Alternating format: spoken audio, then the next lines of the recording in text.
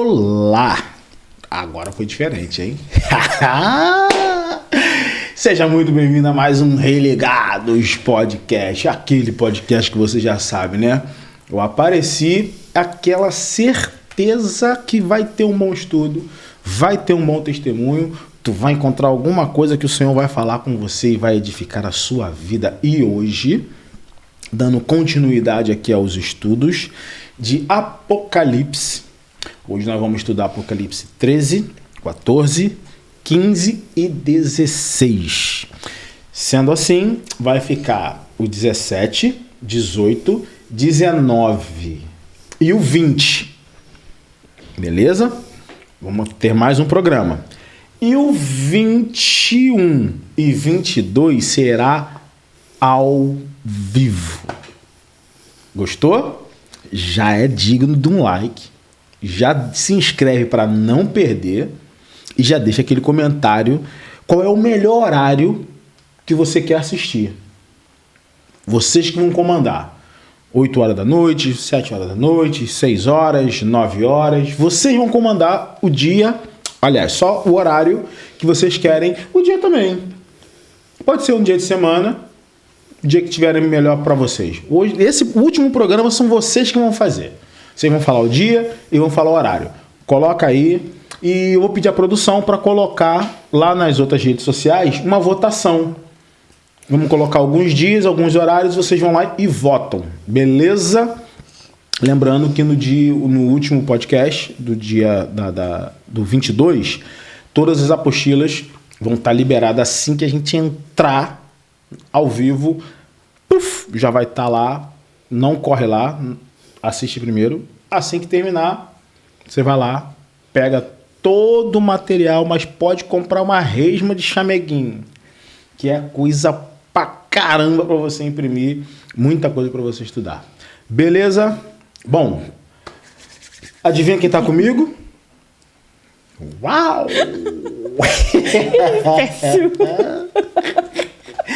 Gente, você não sabe o quanto ela fica rindo enquanto eu tô falando aqui, ó. Agora pegou de vez. No mudo. No mudo, ela fica rindo no mudo. É verdade. E aí, Carlinha, vambora? Vambora, já vamos Mais começar um? começando. Já pé na porta? Pé na porta. Pé na porta, vambora. É assim, a gente tá organizando, né, para ficar tudo muito bem explicadinho, mas sem muitos detalhes que não vão fazer diferença na sua vida. Porque a gente já colocou aqui um monte de apócrifo. Você vai ver aqui um monte de apócrifo que você pode falar assim, mas isso não está na Bíblia. Mas é importante você ver que aquilo ali está, na verdade, confirmando relatos que estão em Apocalipse. É só para você ter uma conferência, tá? Não quer dizer que você vai pregar na tua igreja em segunda, terceira, quarta, Esdras, não. É só para você ter o conhecimento disso. Então, vamos embora lá, começando no Apocalipse 13. Apocalipse 13, ele vai do versículo 1 até o 18, e ele vai falar a respeito da besta do mar e da besta da terra. O capítulo 13 de Apocalipse, ele vai introduzir essas duas bestas, que são figuras muito poderosas, e elas representam a oposição ao reino de Deus. Elas tanto são temidas quanto elas são muito enigmáticas. O capítulo ele vai descrever essas duas bestas recebendo a autoridade de Satanás para perseguir os fiéis e enganar as nações, levando à idolatria e à destruição espiritual. Então, o foco desse capítulo 13 é se concentrar na perseguição religiosa e política contra os cristãos, que vai partir dessas duas bestas. A besta do mar, então, vamos começar por ela. A besta do mar, ela é a primeira besta e ela aparece do verso 1 até o verso 10. Ela é associada ao grande poder político e à autoridade mundial. Já a besta da terra, que é a segunda besta, aparece no verso 11 ao 18. E ela vai exercer uma autoridade religiosa, fazendo com que as pessoas adorem a primeira besta, simbolizando o poder religioso e a falsa adoração. Ou seja, aqui já dá um panorama pra gente, não é pra gente conjecturar, mas já não tá dando panorama. Ele deixou claro ali, pela forma de ação, que uma é política, uma é poder, né, público, político, e a outra vai estar endossada dentro da religião. Isso daqui eu estou fazendo esse pequeno adendo aqui para você prestar atenção, para você começar a raciocinar com a sua própria cabecinha. Ah, mas o meu pastor disse isso. Ah, mas eu vi no jornal que era aquilo. Eu vi... Começa a pensar por você. Quem pensa por si próprio não é enrolado. Então, quando eu sempre falo aqui, gente, Vão estudar geopolítica. Exatamente. Ah, mas política e religião não se misturam. Desde quando? Sempre foi Desde isso. sempre. Sempre. Sempre estiveram atrelados. Agora não é diferente. E Não. tá aí Apocalipse provando isso. Sim.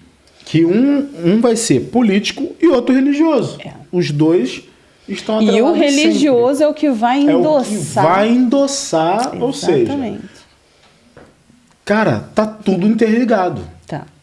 Tá tudo interligado. Por isso que eu volto a dizer, vamos ficar atento ao que está acontecendo no mundo, vamos estudar geopolítica para a gente não ser enrolado. Exatamente. Observar os sinais. Jesus deixou bem claro, observa os sinais. Não fica relaxado, tranquilo, não vai dar tudo certo porque eu orei ao Senhor. Não quer dizer que não vai dar tudo certo. O problema é que às vezes o seu tudo certo não é o tudo certo do Senhor. E você vai ver aqui. Vamos lá, Pra vamos lá. dar certo tem que dar tudo errado.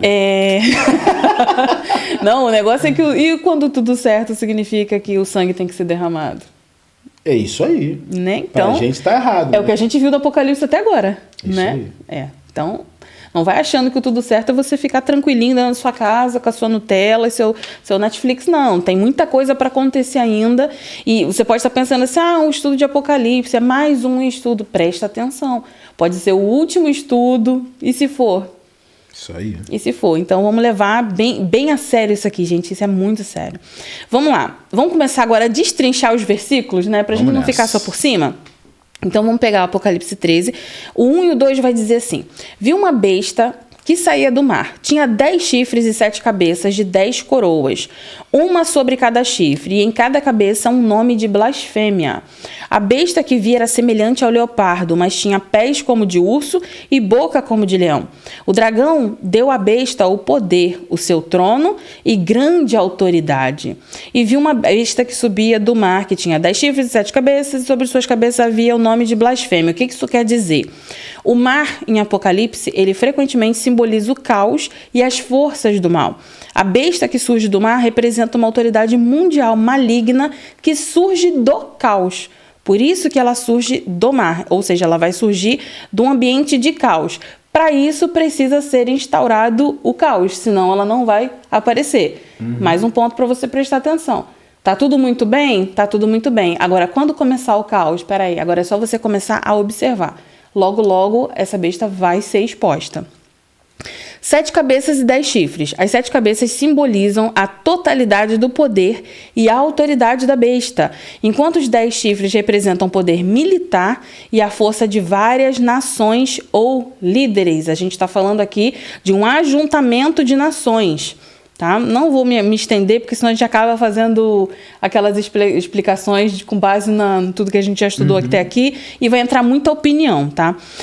Vamos lá, só para explicar aqui sobre esses monstros de 7 cabeças, né? No último a gente já falou a respeito disso, grifos, górgonas. Então, assim, os mitos mesopotâmios lá da criação do mundo, eles já relatavam monstros de 7 cabeças que também aparecem na mitologia cananeia.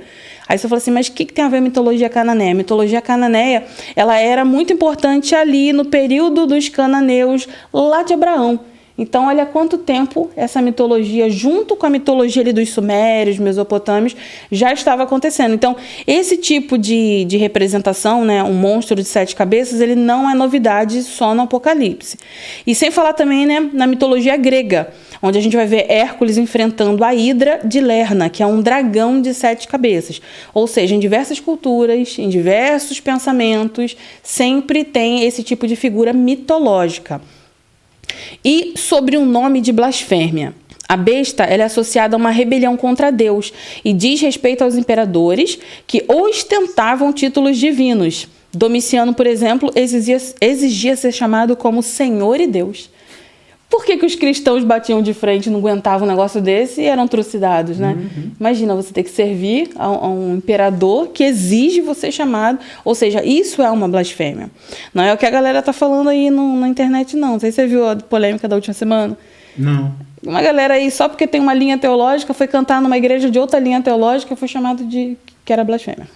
Vai entender, gente. Olha, o povo de Deus, ele se divide por muito pouco, né? Muito fácil, né? É muito fácil. Muito fácil. É muito pouco. A gente tá falando aqui toda hora, né, de pré, meso, pós e tal. Eu espero de verdade que o Júlio traga alguém assim com muita paciência para falar sobre isso, porque a minha paciência é muito curta para falar sobre isso. Tá me rendendo esses negócios no off. Menino, como tá me rendendo sobre isso? Sério? Meu Deus. É treta. Orem aí, se você conhece alguém, diga pro Júlio, eu conheço fulano aqui que é muito bom nesse estudo, nesse assunto, vai levar de forma imparcial aí para apresentar pra galera. Eu queria muito mesmo, trazer e botar numa mesa. Um debate. Com um meso, um pré e um pós. Meso, acho que na mídia não tem nenhum hoje. Não me recordo. Não sei quem é meso. Mas pré e pós tem bastante. Se você souber e essa pessoa queira vir, marca ela aí nos comentários, avisa a pessoa, pergunta se ela aceita vir. Se tem interesse. E vamos marcar isso aí, cara. Porque... É interessante. É interessante. É interessante. Muitas igrejas não falam a respeito disso. E aí os membros, quando são expostos a esse tipo de teologia, ficam sem saber. Aceita. Entendeu? Por que você é pré? Porque a minha igreja é pré. Exatamente. Por que você é pós? E eu sou o seguinte, eu fui pré e me tornei pós. Entendeu? Quando você se torna pós? Quando eu migro... Quando eu comecei a estudar de verdade. Exatamente. Era essa a resposta. Quando eu comecei a estudar de verdade, quando eu mergulhei para estudar, falei, opa, peraí, cara. Peraí. Não, Apocalipse aqui diz isso, Mateus aqui também. Não tem como. Você fala, não tá batendo. Aí eu comecei a estudar pré e pós. Aí comecei a pegar de um, pega do outro. Peguei um, peguei do outro. Peguei do um. O Meso. Falei, não, Meso, você não. Aí... Que ruim. Meso é café com leite, né? Brincadeira, você que é Meso, desculpa. Aí eu falei, cara, não dá. Pra mim não cabe. Não fez sentido pra você. Exatamente. Não faz sentido pra mim. Então eu mudei. Exatamente. Um dia eu resolvi mudar. Aí virei pós. Mas eu sou o pós que rezo pro pré, tá certo. Porque, de repente a gente mete o pé antes. Nem fala, eu peço a Deus todo dia. Oxi. Mas isso aqui tá dizendo que não vai ser assim. Não. Mas eu rezo, assim, né? É fé. Pede a Deus. Não mete na minha fé, não. Deixa a minha fé, por favor. Eu peço a Deus também, Senhor. O Senhor pode mudar todas as coisas. Todas as coisas. Eu sei que o Senhor não vai mudar. Mas o Senhor pode. Mas vai que muda. Até porque tudo isso está relatado até nos escritos apócrifos. Não é só João que está falando a respeito dessas situações. Aquele até quando não vingas o nosso sangue tem diversas literaturas. Ou seja, se Deus revelou isso para diversas pessoas em locais e épocas... Só porque eu estou orando e vai mudar? Vai não. Será? Não vai não. Mas a gente espera em Deus, né? Espera em Deus, mas... Vamos continuar. Então ele fala assim... A besta que eu vi era semelhante a um leopardo, mas tinha pés como de urso e boca como de leão. O dragão que deu à besta o seu poder e o seu trono é grande autoridade. Essa passagem aqui ela vai usar elementos de várias bestas que já são apresentadas em Daniel 7. Um leão e um leopardo que possuem asas, um urso e uma besta com dentes de ferro. Daniel descreve 4 bestas que representam 4 impérios. Então, você vê que essa referência de apresentar bestas não é também uma novidade só de João em Apocalipse. Vamos agora ao versículo 3 e 4. Uma das cabeças da besta parecia ter sofrido um ferimento mortal. Uma das cabeças, não toda.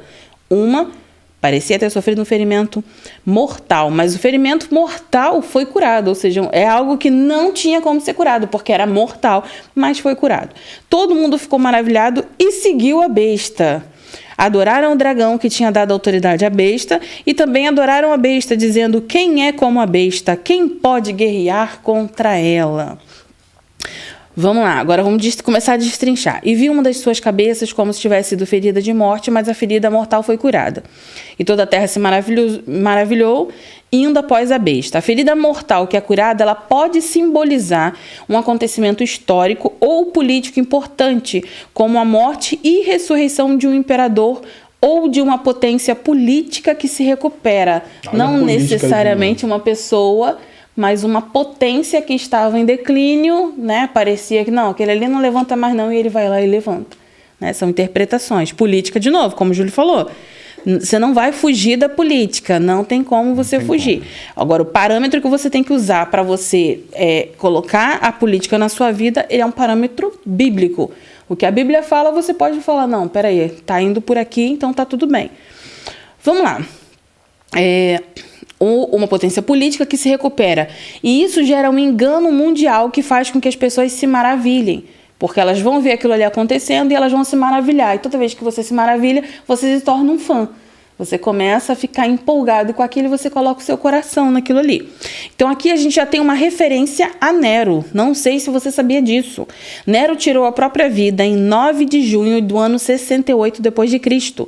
Porém, muitos dos seus seguidores acreditavam que ele tivesse fugido para além do Eufrates e por 20 anos eles esperaram que ele ressurgisse junto ao exército parto para assumir o império. Nero, todo mundo sabe, a gente pode falar, não, eu não sei, a gente especula. Não, a gente sabe que foi Nero que colocou fogo, justamente porque tinha uma questão ali política que ele precisava mexer. Os judeus estavam realmente atrapalhando, os cristãos estavam atrapalhando. Ele coloca fogo ali na cidade, aquilo ali se alastra, morre um monte de gente. Então, assim, fica tudo destruído e aí levantam-se a questão. Peraí, foi realmente esse povo aqui para a gente perseguir esse povo? Mas a perseguição continuou, não parou não. Começou uma perseguição em cima deles, mas ao mesmo tempo uma galera um pouquinho mais pensante falou, não, peraí, ele já tinha interesse nessa área aí. Será que foi ele? E aí começaram a especular e começaram um processo para prender Nero. Daí começou a teoria da conspiração. Viu os conspiracionistas? Isso aí, começou lá com Nero. Nossa, pior que volta até antes, tem muita teoria. Até antes. E aí o que acontece? Eles decidem prender Nero. Só que Nero, quando sabe que vai ser preso e sabe o que vai acontecer com ele, então ele tira a própria vida. Só que os seus seguidores não aceitaram que ele tirou a própria vida. Eles acharam que ele simplesmente fugiu e que uma hora ele ia se juntar a um reino. No caso aqui, os partos. Se você já assistiu até aqui, você com certeza já sabe quem são os partos. E achava-se que ele ia fazer uma associação com os partos, que eram bárbaros, para poder assumir de novo o Império Romano. Então, eles esperaram por 20 anos, tá? Eu nem coloquei essa informação aqui. Não, coloquei sim, perdão. Por 20 anos, eles esperaram que ele ressurgisse junto ao exército para assumir o Império de novo. Então, é aquela pessoa que não quer acreditar que o seu político perdeu a eleição, é aquela pessoa que não quer acreditar que o seu político foi caçado, que ele roubou. Então, ela entra nesse... É o político de estimação mesmo. A pessoa defende com unhas e dentes. Tá vendo ali? Não é da agora, tá vendo? Não ano 68. Não é de agora. Ano 68. E a galera ali acreditando que ele ia voltar, né? Então, esse texto aqui também faz uma referência a Nero, como uma potência política que ressurge. Então, eles adoraram o dragão que tinha dado autoridade à besta e também adoraram a besta, dizendo, quem é como a besta? Quem pode guerrear contra ela? As pessoas começaram a adorar a besta, refletindo a idolatria e os desvios espirituais. O que acontece? Todas as vezes que você está em desvio espiritual, você se torna um idólatra com muita facilidade. A gente já falou aqui diversas vezes, é fácil você idolatrar um marido, é fácil você idolatrar um filho. Uhum. Eu sempre estou falando, gente, o meu processo de separação do Alexandre, nesse período ali que eu falo, são temporadas, né? A gente ficou 11 anos juntos e a gente separou. Quando a gente separou, eu fiquei muito magoada, porque partiu dele e tudo mais. Só que no meio do processo, Júlio, eu entendi que, na verdade, Deus precisava me tirar de perto dele, porque ele tinha se tornado meu Deus. Eu já não tinha mais uma igreja referência, eu ia, se não firmasse, não firmou, tanto faz. Mas tudo que eu precisava, o Alexandre me supria. Ele me dava o melhor plano de saúde. Então, se eu passasse mal, para que eu ia orar? Eu tinha a melhor rede de hospitais à minha disposição. Ele se tornou meu Deus. Então, é muito fácil a gente entrar em idolatria e a gente tornar o que quer que seja um ídolo na nossa vida. A gente precisa ficar muito alerta todos os dias para que o seu filho, seu cachorro, seu gato, seu bichinho de estimação, seu trabalho, as coisas que você gosta muito, não se tornarem um Deus na sua vida. Até você mesmo pode se tornar um Deus na sua própria vida. Depende do grau de importância que você está se colocando ali, né? Isso remete muito a trabalho e dinheiro. Sim. Por quê? A gente precisa trabalhar, óbvio. A gente precisa ter dinheiro, óbvio. Mas a partir do momento que a gente deixa de fazer as coisas de Deus Sim. para ter mais, para trabalhar mais, acaba sendo o trabalho nosso Deus e o dinheiro nosso Deus. Porque, como você falou, plano de saúde. Se eu tenho dinheiro, eu tenho um bom plano de saúde. Se eu tenho um bom plano de saúde, eu não preciso orar, porque aí eu vou... Então você acaba tirando de Deus, né? Porque às vezes Deus quer fazer uma coisa para você e tem que ser milagre. Entendeu? Percebeu que quando a vida melhora, os milagres somem? Somem. Você consegue se suprir de tudo, você consegue fazer tudo. Então, o que seria um milagre ali no momento em que você tem tudo? Ele vai ficando cada vez mais longe. Quando você não tem nada, quando você está no deserto, os milagres realmente são muito mais intensos. Parece que Deus aparece mais. E não é que ele não possa fazer, é que a gente já não pede mais. A gente já se coloca na posição de, não, isso aí eu posso resolver, não preciso não. Deixa comigo. Isso eu resolvo. Isso é muito sério, muito, muito sério. Verdade. Você vê que aqui eles começam a adorar a besta, refletindo a idolatria e os desvios espirituais. Ou seja, elas estão tão desviadas que elas nem se tocaram que era uma besta. Elas nem se tocaram que era algo que vai fazer mal para elas, né? Vamos agora do versículo 5 e 6. Para a besta foi dada uma boca para falar palavras arrogantes e blasfemas, e lhe foi dada autoridade para agir durante 42 meses. Ela abriu a boca para blasfemar contra Deus e amaldiçoar o seu nome e o seu tabernáculo e os que habitam no céu. Essa parte aqui que fala que foi dada uma boca para que ela falasse palavras de blasfêmia, abriu a boca para blasfemar contra Deus e o seu nome. Esse discurso arrogante aqui, um discurso de blasfêmia contra Deus, ele faz parte das características que são associadas ao anticristo. O anticristo, ele vai blasfemar extremamente contra Deus. Então, segundo a tradição, essas características aqui que a gente está vendo aqui, que João descrevendo, elas foram elaboradas no comportamento do rei Seleucida, chamado Antíoco Epifânio. Só que essas características que a gente está vendo aqui de Antíoco Epifânio é um rei Seleucida. Lembra que os Seleucidas foram ali depois de Alexandre o Grande. Só que isso foi profetizado por Daniel lá atrás. Ele descreveu essas características em Daniel 11, 21 ao 35. E os seus sucessores que agiram da mesma forma desafiaram o nome e o templo de Deus. Então, a partir ali do rei Seleucida, Antíoco Epifânio, os que vieram abaixo dele repetiram a mesma postura arrogante referente às coisas de Deus, referente ao templo de Deus. E o seu tempo de atuação aqui, ele é limitado a 42 meses, ou seja, 3 anos e meio, que é o período da tribulação. Então, até isso aqui está combinando ali com tudo que a gente já viu até agora. Vamos agora ao versículo 7 e 8. Foi-lhe dado poder para guerrear contra os santos e vencê-los. O que eu falei aqui agora há pouco? Porque às vezes o que está tudo bem para você não é necessariamente o que vai acontecer. Olha o poder que foi dado. Foi dado poder para guerrear e vencê-los. Foi dado para ele também, para essa besta, a autoridade sobre toda a tribo, povo, língua e nação. Olha o poderio que ele está exercendo sobre a face da terra. Todos os habitantes da terra adorarão a besta, a saber, todos aqueles que não tiverem os seus nomes escritos no livro da vida do Cordeiro, que foi morto desde a criação do mundo. Ou seja, se o nome não está no livro da vida, você corre um sério risco de você se prostrar à besta. Em algum momento, quando ela surgir, você vai se prostrar, porque você não tem o que estava falando lá atrás. Não tem a... Cadê? Você está em desvio espiritual. É o desvio espiritual que faz com que você não perceba o que é da parte do Senhor e o que não é. Muita gente vai ser enganada dentro da igreja quando a besta aparecer. Muitos pastores vão induzir as pessoas ao erro em adoração à besta quando a besta aparecer. Escuta o que eu estou te falando. Espero que não estejamos aqui para ver isso acontecer, mas é o que vai acontecer. Porque eu acho que eles vão pegar exatamente na liderança. Você pega o líder, você comanda todo mundo. E eu acho que não vai ser difícil, porque... Não. Vai ser fácil. Vai ser fácil. Poder e dinheiro. Andam juntos. Poder e dinheiro. Poder até mais do que dinheiro. Sim, até mais. Hoje você vê que as pessoas brigam por um título. Sim. Não, agora você vai ser um pai apóstolo, irmão. Você tem noção? Vai arrebentar. Então com isso aqui, você já vai ganhar isso aqui, isso aqui, isso aqui. Mas é o seguinte, agora tem que falar isso aqui. E aí a gente, beleza? Fechado? Fechado. Aí, meu irmão. Então, a gente já viu uma coisa parecida lá quando o Império entrou dentro da igreja. Gente, eu sempre falo isso, Martinho Lutero não entrou para criar uma nova igreja. Martinho Lutero queria corrigir a antiga.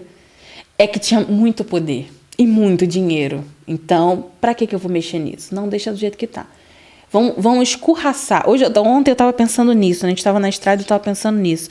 A melhor forma de você desacreditar uma pessoa é colocar essa pessoa como louca. Se você começa a falar para todo mundo, olha, fulano é louco, olha só, já não tá mais batendo...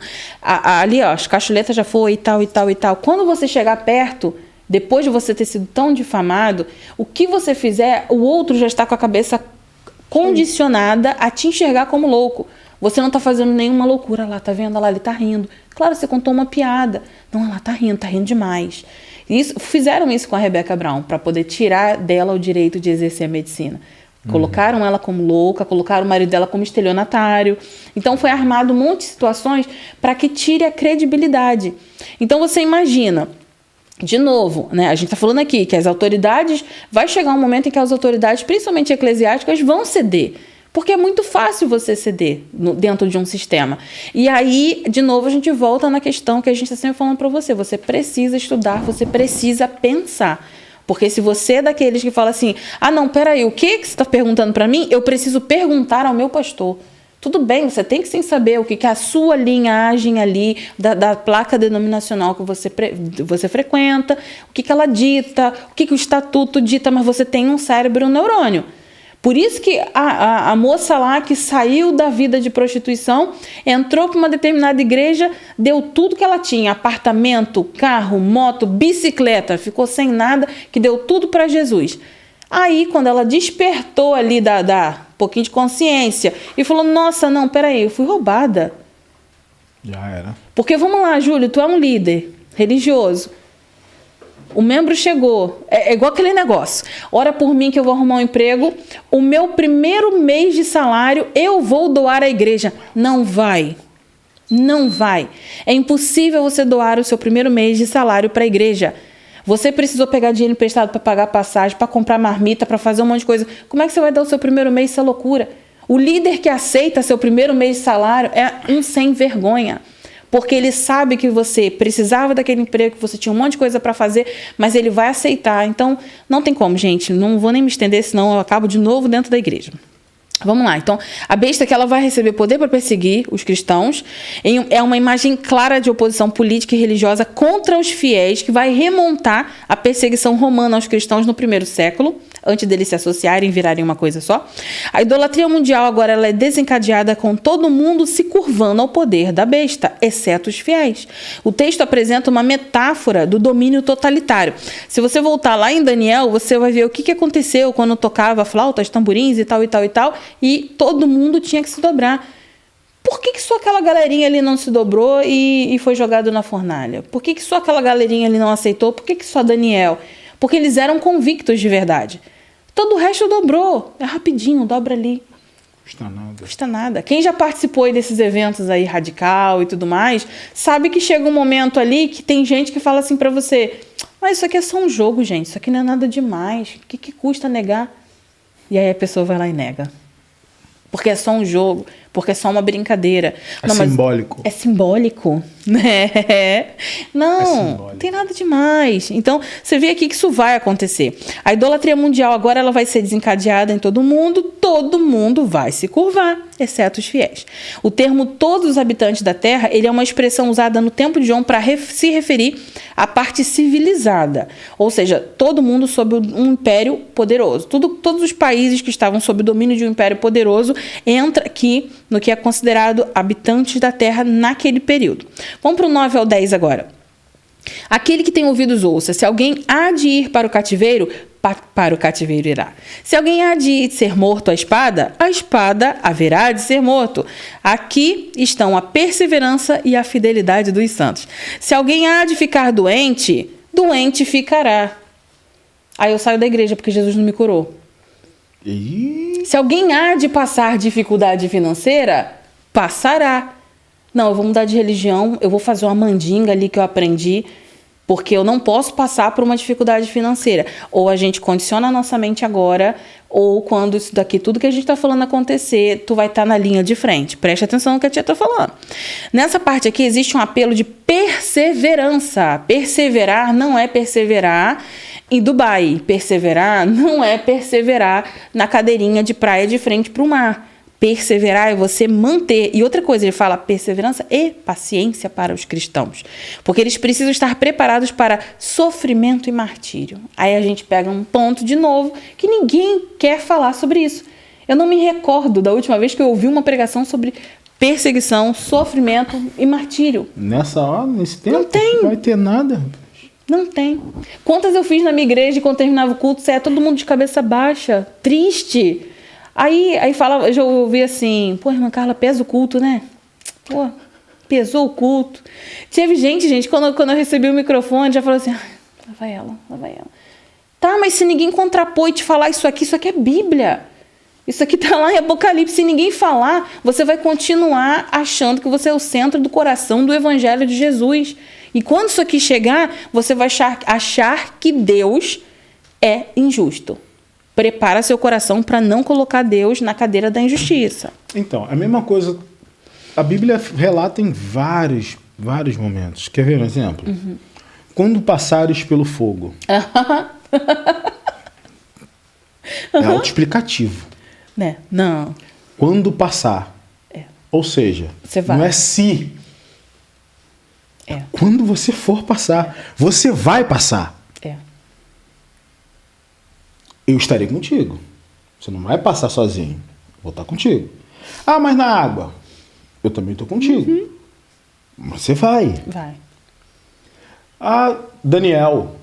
A galerinha lá na fornalha. Mas por que Deus não livrou os caras de entrar, mano? Uhum. Por quê? Podia mexer com a cabeça do rei antes. Antes. Né? Não. Mas os caras entraram. E aquele bando de anjo lá do Antigo Testamento que foi lá e matou geral. E aí o cara falou assim, Senhor, abre os olhos dele que ele tem que ver a guerra que está acontecendo aqui. E aí ele viu tudo cercado de anjo. E o anjo foi lá e pelejou. Quem? Eliseu. Né? Entendeu? E aí o camarada foi lá e falou, não, olha lá o tanto de anjo e tudo mais. E aí... Mas que não fez isso? Nós. Relaxa aí. E por que não fez isso? Por que precisou ir pra fornalha? Então, esse evangelho Nutella, eu falo que é o evangelho Tabajara, né? Seus problemas acabaram. Cara, não existe, cara. Seus problemas acabaram. Não existe. Ainda mais agora no final que nós estamos chegando. Não existe. É fornalha, é fogo, é perseguição, foi dado poder e venceu. Uhum. É isso aí. Venceu. Ah, o inimigo... Meu irmão, ele vai vencer a gente. Júlia, essa interpretação ela tá tão equivocada hoje em dia que uma pessoa estava falando sobre quando você fala com Deus e Deus é literal. E aí eu contei lá, escrevi nos comentários lá, eu falei, minha mãe falou isso para Deus. Pai, minha filha sofre? Ele falou, não. Aí ela falou, então ela morreu? Aí ele disse, sim. E no final ele disse, eu salvei. Aí alguém foi nos comentários, pera, ela morreu ou foi salva? Ai, eu não tenho paciência. É uma página cristã. Você vê que o público é cristão e não conseguiu entender que a salvação não é necessariamente manter a sua vida. Valeu, Elias. Não é manter a sua vida. É isso aí. Exatamente. Mas a gente precisa tocar nesses assuntos, gente. Aí eu falei com o Júlio, Júlio, vai ser rapidinho, não se preocupa, a gente nem vai fazer pausa. A gente já fez um monte de pausas. Porque se a gente não falar, quem vai? É preciso. Eu não vejo ninguém falando. Se você vê alguém falando, escreve aqui no comentário, o pastor fulano fala. Já convida ele pra cá. Já traz pra cá, já traz pra roda. Porque se essa pessoa tem essa coragem de falar, porque isso não dá ibope. Não isso não dá like. Não dá. Isso não dá views. Não, isso aqui é o que a gente estava falando aqui nos bastidores. Quando a coisa é para Deus, sem interesse, cara, são pouquíssimos que vão. São pouquíssimos. Sim. Quando você faz um monte de tipo, asneira por aí, pô, lota. É. Mas encontrar esse que chega e fala, olha, não, você vai sofrer, cara. Uhum. É raro. Não vai falar. É raro. Não agrada, não tem aplausos. Entendeu? Só dá pancada. É. Não, cara. Marreta. É só pra te avisar, porque vai vir a pancada, falando ou não. Então é melhor você se preparar do que se pega de surpresa. Exatamente. Entendeu? Só vai tomar susto quem quer. Exatamente. E se ninguém falar, como é que você se prepara? Entendeu? Lembra da pregação do Paul Washer num estádio? Era uma cruzada, uma conferência. Era algo gigante, cheio de jovens. E cada frase que ele falava, a galera... Yes, oh yes, oh yes. Aquele negócio todo lá, todo mundo vibrando. E aí ele falou assim, para de bater palma. Vocês não estão entendendo o que eu estou falando. Metade de vocês vai estar no inferno em 10 anos. Uma coisa assim, eu não lembro a data. Ele falou, metade de vocês vai estar no inferno. E vocês estão aplaudindo. Eu tô falando pra você, chega a arrepiar. Ele falou, eu tô falando pra vocês sobre a mudança. Não quero aplausos. Era uma mensagem dura. E ele falou assim, eu arrisquei minha carreira de pregador ali, falando a verdade. E os altares que o Senhor vai te colocar? Eu agora, gente, eu tô falando com a galera que vai. Eu não quero mais falar com a galera que quer ficar sendo alimentadinha. Eu tô falando com a galera que já entendeu que precisa ir. Toda terça-feira a gente tá fazendo live a respeito disso. E tá surgindo uma galera que falou assim, cara, nunca ouvi ninguém que falava o que eu penso. Tá, mas você vai ficar só pensando? Não. Agora é hora de você levantar e falar também. É hora de você também se colocar nessa posição.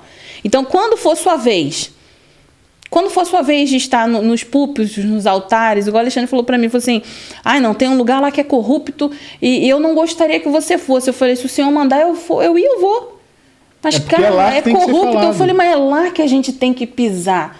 Não pisar para fazer associação, mas pisar para falar a verdade. Exatamente. Não faça associação, mas pisa para falar a verdade. Quem sabe é você que vai ser o canal no local para trazer a lucidez. Então, nós estamos aqui no programa, principalmente assim, no caso eu e você, já tem bastante tempo. Tem. E lá no início a gente sempre falou, cara, vamos devagarzinho, pro povo vir entendendo e tal. E a coisa foi aumentando, Nesse estágio que nós estamos hoje, salvo você que chegou agora, você que conhece o programa agora, quem já conhece o Religados, quem já está com a gente há muito mais tempo, não tá mais na papinha, meu irmão. Não, já passou. Se você tá desde o início lá, de batalha espiritual, do testemunho dela pra cá, meu irmão, já é pra você estar no mocotó há muito tempo. Exatamente. A gente brinca, dá aquela descontraída e tal, zoa, mas você que acompanha o Religados desse tempo pra cá, se você for ainda um não me toque, um bebezinho, meu irmão, tu vai ficar pra trás. Vai padecer aqui nessa hora. Porque, cara, não é possível, cara. Não é possível. Agora falando muito sério. Não é possível a pessoa que acompanha a gente ainda esteja sendo enganada nas igrejas. Não é possível, cara. Não. A pessoa que está deixando a sua vida espiritual terceirizando, não é possível. A pessoa que não sabe, não tem como, cara. Não tem como. Não. Então, eu fui enganada na live do propósito. Meu irmão, tu é burra demais. Nossa, pesado. Não tem como, mano. Aí tu é burra. Cara, tu caiu nisso de novo. Se deixou levar. Tu se deixou levar, sabendo cara. Da informação. Já foi falado em vários programas. Mas por que as pessoas têm a tendência de se deixar levar, Júlio? Porque é cômodo. Por isso que eu tô sacudindo para levantar do sofá, para se envolver. A gente fez uma lista lá. O que te incomoda na igreja, o que te impede de ficar na igreja? O que te atrapalha? A galera foi colocando, eu fui anotando. Aí na última live a gente fez o quê? A gente foi contrapor os pontos. Tá, mas e por que você não tá fazendo nada pra mudar isso aqui? E aquilo ali, por que você não tá fazendo nada pra mudar? E aquilo outro. Terça-feira agora a gente já vai ter outra... Isso já vai ter passado já essa terça-feira, quando você assistir. Mas terça-feira agora a gente já vai pegar com a parte prática. Já vamos pegar a parte prática. Eu não quero mais ficar falando pra galera falar, é verdade, se alguém fizesse ia ser bom. Não, é você que vai fazer. Não é se alguém fizesse. Porque se você não colocar na posição e ninguém se colocar na posição, não vai ninguém. Já viu dinâmica de grupo de empresa? Tem certeza que você era o que catava todo mundo e saia falando, tu vai pra lá, tu vem pra cá. Exatamente. Por quê? Porque você tem um perfil de liderança. Pode ser que você não tenha um perfil de liderança, mas você tá vendo que tá errado e você precisa sinalizar. Você precisa se mexer. Você não vai ser contratado ali na dinâmica de grupo se você ficar calado esperando todo mundo te dar ordem e pronto, acabou. Você nem fez nada, você nem levantou o papel, você não falou nada. Na hora de falar, você pediu que o outro falasse. E aí, qual vai ser a sua parte nessa história? Parte de um corpo. Agora tu imagina isso pro reino. Exatamente. Imagina isso pro reino. É mais intenso. Você vai ser o que todo mundo vai ter que pegar na mãozinha para levar. Oh, coitadinho, ó céus, ó vida. Não vai ter tempo para isso. Não tem mais tempo para isso, cara. Não tem. Não tem mais tempo para isso. Acabou, ó. Acabou. Vambora. É guerra, vai ser perseguição. Sim. Como eu digo, o barro vai agarrar. Não dá para você ficar mais dependente de alguém. Sim. Você tem que ter a tua fé convicta, você tem que ter o teu conhecimento, você tem que ter o teu embasamento. Olha, nós ficamos agora no final de semana e nós fomos para um local que não tinha internet, cara. Que gostoso. Não tinha internet. Ali a gente percebe o quanto nós somos dependentes. Viciado também de ficar olhando o telefone. E viciado. Viciado, essa é a palavra. Total, assim. E eu, como eu sempre falei aqui, eu normalmente, toda noite, eu gosto de estudar a Bíblia em áudio. Eu gosto. E eu boto a Bíblia em áudio, vou ali ouvindo, vou meditando. Quando fui ver, dormir. Né? Ali, de noite, eu falei assim, caramba, não vou conseguir estudar. Errei em não ter levado a minha Bíblia de papel. Mas eu falei, caramba, olha só, cara. Me deu uma dependência da falta da internet até para estudar. Falei, mano, isso tá errado, mano. Sim. Isso tá errado, cara. Aí eu olhei o celular e falei, é um peso de papel. Sem internet. Sem internet você não usa ele pra nada. Tem nenhum joguinho? Não tenho. Eu deixei um joguinho. Eu não tenho nenhum joguinho. Então, essa dependência, como eu falei, eu errei em não ter levado uma Bíblia de papel. É um erro. Sim. Ah, não, mas eu tenho, acho que 2 Bíblias no celular. Tá baixada já? Isso. Eu tenho no celular. Mas e aí? Quer dizer que se eu não tenho uma coisa, eu não... Não, eu tenho que dar meu jeito, meu irmão. É verdade. Eu tenho que... E isso que a gente está falando é pro povo realmente falar, cara, não, eu preciso acordar. Sim. Acabou o tempo. Acabou o tempo, cara. Ah, mas Júlio, pô... Mano, acabou o tempo, mano. Até a nossa geração, a avó era crente. Um vô era crente. A geração pra frente não tem referência nenhuma. Vai ficar esperando quem? A gente vai esperar quem? Você percebeu a quantidade de podcast que só leva anônimo? Religados é um. Traz um ou outro conhecido, mas a maioria é anônimo. Eu tava com 3, 4 mil quando o Júlio fez o primeiro contato, 5 mil a primeira vez que eu vim. Qualquer pessoa fala assim, não, muito pouco para levar lá no podcast. Não. Mas aí o que acontece? A questão é o que Deus está falando. Se o Júlio não tivesse chamado, se eu não tivesse tido coragem de vir, a gente não tava aqui, sei lá, 20 podcasts depois. Quanta coisa a gente já fez junto, quantos estudos, quantas coisas a gente já bolou junto já. Quantos testemunhos, cara, isso que é muito legal. Isso aí. Quantos testemunhos, gente, eu recebo no meu direct. Eu demoro a responder, tá, gente? Por favor, me perdoem. Eu demoro a responder. Sempre tempo. Às vezes agora tem um negócio eu tenho que aceitar. Aí quando eu vou ver, já tem um mês que a pessoa mandou, mas eu vejo, eu sempre respondo. Testemunhos de pessoas que começaram a fazer faculdade. Ai, que legal, cara. O marido se converteu. A moça colocava a gente na televisão enquanto ela estava fazendo comida na cozinha. O marido não queria saber negócio de Jesus. Aí nós ficamos um tempo sem gravar, porque eu estava trabalhando, viajando e tal.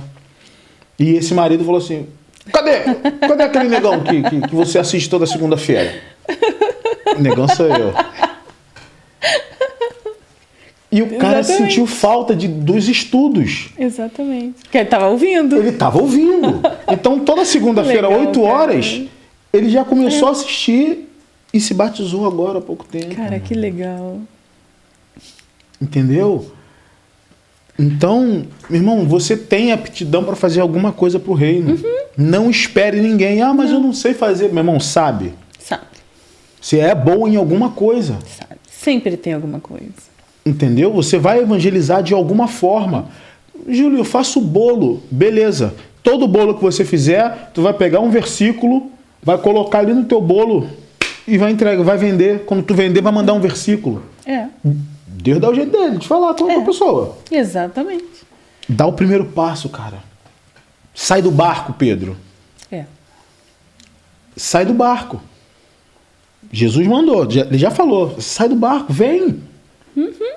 Entendeu? Foca em mim e vem. Exatamente. Eu recebo mensagem às vezes assim: Carla, minha igreja não tem estudo bíblico. Eu junta com uma galera e vai ler Bíblia. Junta com uma galera para ler Bíblia. Só lê a Bíblia.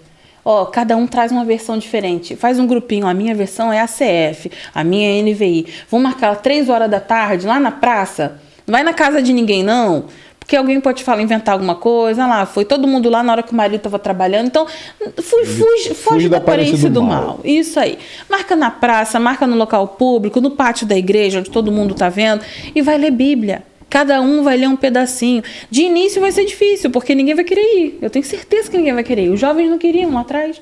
Só que aos pouquinhos, leva uma comidinha gostosa, né? Faz uma... vai ter uma gincana depois. Ou vai ter um negócio. A galera vai começar a vir pelo motivo errado e vai ficar pelo motivo certo. Mas faça alguma coisa. Eu falei aqui dos podcasts dos anônimos. Para prestar atenção, gente. Eu sou da época que a gente tinha que comprar o VHS da pregação. Na minha infância, gente, quem era o pregador de referência era Caio Fábio e o do bigode lá que tirou o bigode, Malafaia. Eles eram a referência a nível de pregação. Porque a gente não tinha internet como a gente tem hoje. Hoje a gente tem um monte de pregador famoso. E por que esse monte de podcast está sempre focado nos anônimos? Porque o anônimo é o que você e eu somos. A gente sabe que vai chegar uma hora que Deus pode pegar e falar assim, não, agora tira a candeia debaixo da cama. Que eu falei para Deus, falei, Senhor, cansei de ficar debaixo da cama. Falei, fugiu quanto deu. Eu falei, agora Jesus é contigo. Se eu quiser tirar a candeia debaixo da cama, pode tirar. Falei, o senhor sabe quantas vezes eu orei. Porque pode ser que tenha alguém aí em casa falando assim, cara, mas eu não posso fazer essas coisas porque eu sou muito doido. Eu sou muito diferente. Tem alguém específico para ouvir você do jeito que você é. Então não se acovarde. Ó, aqui tá falando, né? Vamos finalizar aqui do 13. Apocalipse 13 até o 10, que fala um apelo de perseverança e paciência para os cristãos, pois eles precisam estar preparados para sofrimento e martírio, a gente já falou. O versículo também vai enfatizar a ideia de que aqueles que oprimem os fiéis receberão a justiça divina, porque o juízo de Deus será cumprido no tempo devido. A gente já viu isso no Apocalipse inteiro. O tempo é do Senhor. Vamos agora ao versículo 11 e 12. Então vi outra besta que saía da terra com 2 chifres como cordeiro, mas que falava como dragão, exercia toda a autoridade da primeira besta. Em nome dela, em nome da primeira besta, ele fazia a terra e seus habitantes adorarem a primeira besta. E o ferimento mortal... adorar a besta que tinha sido ferida com ferimento mortal e que havia sido curada. Ou seja, ela vai ser um mecanismo para levar as pessoas à primeira besta. Essa besta representa um poder religioso e aqui, entre aspas, está político, porque ela também vai fazer aquele meio de campo ali na política, que faz uma associação com a primeira besta. Ela tem aparência de cordeiro, que vai simbolizar uma falsa santidade ou religiosidade. Mas ela fala como um dragão, mostrando que a sua verdadeira natureza é demoníaca. Essa besta vai exercer autoridade sobre a terra, incitando as pessoas a adorarem a primeira besta. Foi o que a gente já falou aqui. Vamos agora ao versículo 13 e 14. E realizava grandes sinais, chegando a fazer descer fogo do céu na terra, à vista dos homens, todo mundo vai ver. E por causa dos sinais, foi permitido a ela realizar realizar esses milagres em nome da primeira besta.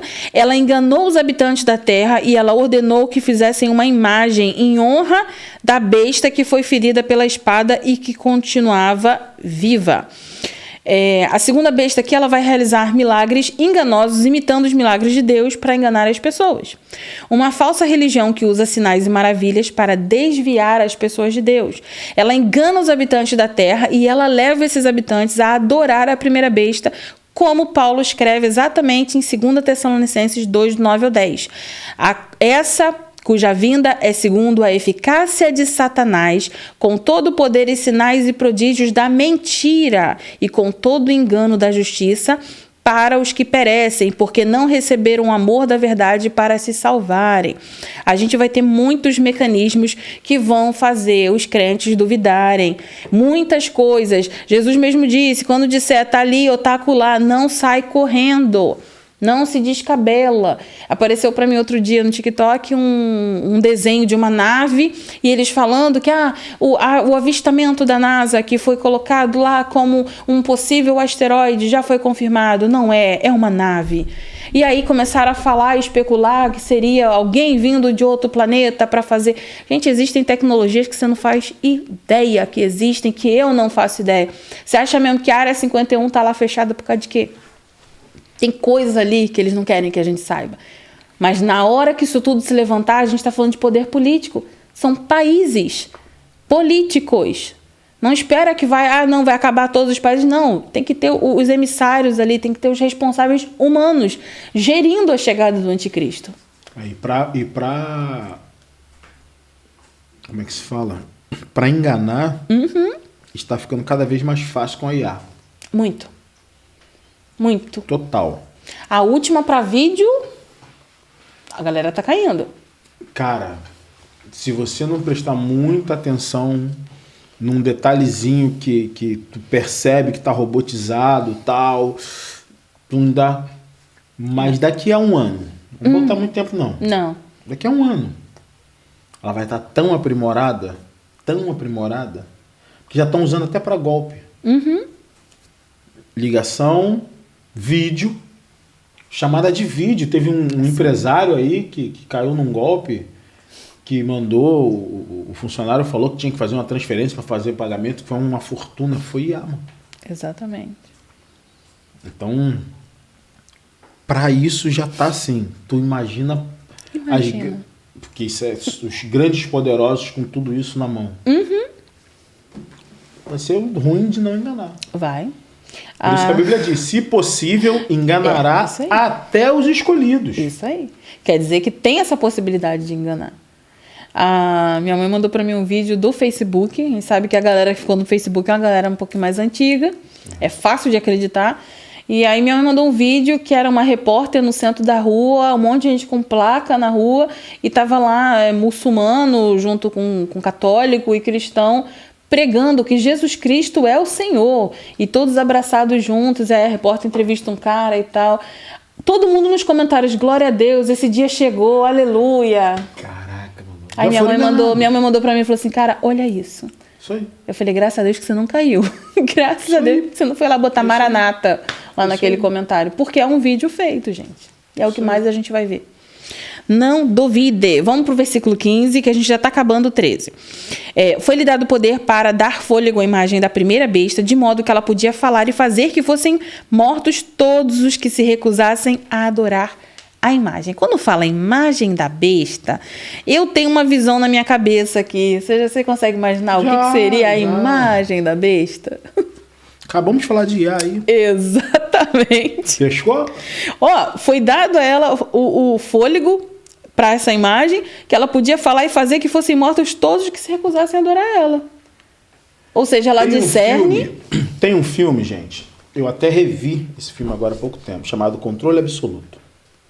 Já viu esse filme? Não me lembro. O filme é o seguinte, um rapaz, ele tem um irmão gêmeo, o irmão dele trabalha para CIA ou para Força Aérea, uma parada assim. O maluco é um espião, um cara fera. E o outro irmão trabalha em Xerox. E eles têm uma tecnologia... Olha que esse filme é antigo. Esse filme é antigo. que obriga eles, aí pega uma mulher, porque essa mulher, o filho tá indo tocar no Senado dos Estados Unidos, lá no Congresso, e ela recebe uma ligação e falando, olha, você vai ter que fazer isso, que senão eu vou descarrilar o trem que o teu filho tá e eu vou matar seu filho.